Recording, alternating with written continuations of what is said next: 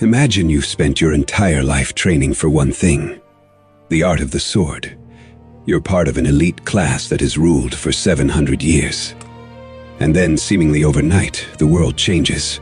Suddenly, your honor, your status, and your sword don't matter, because the other guy has a machine gun.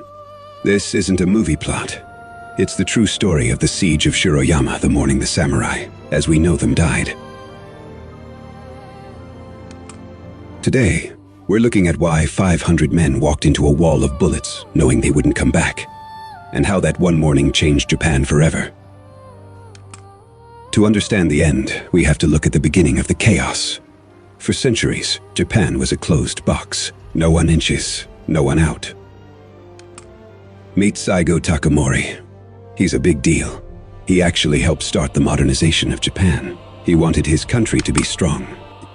But there was a catch. To make Japan modern, the government decided the samurai had to go. No more swords in public. No more special stipends.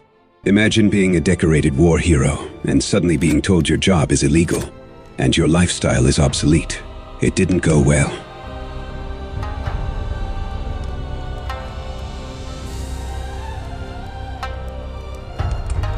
Henceforth, the feudal domains are returned to the crown, and the samurai stipend is revoked. Our honor is stripped away.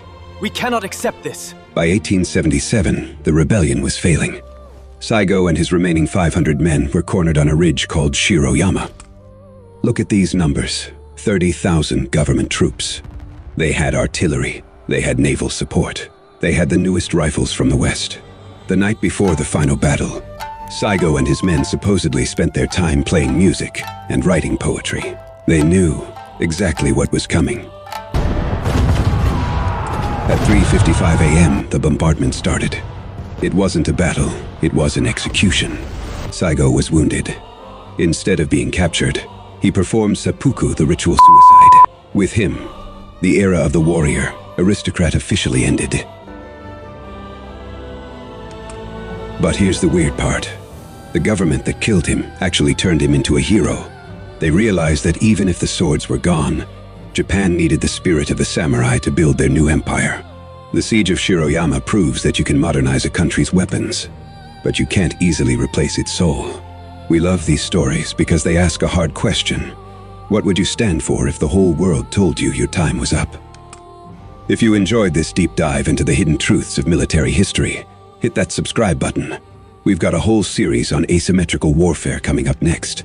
Check out our video on the fall of Constantinople right here, if you want to see another empire's final stand. This is WaveRoom Media. Thanks for watching.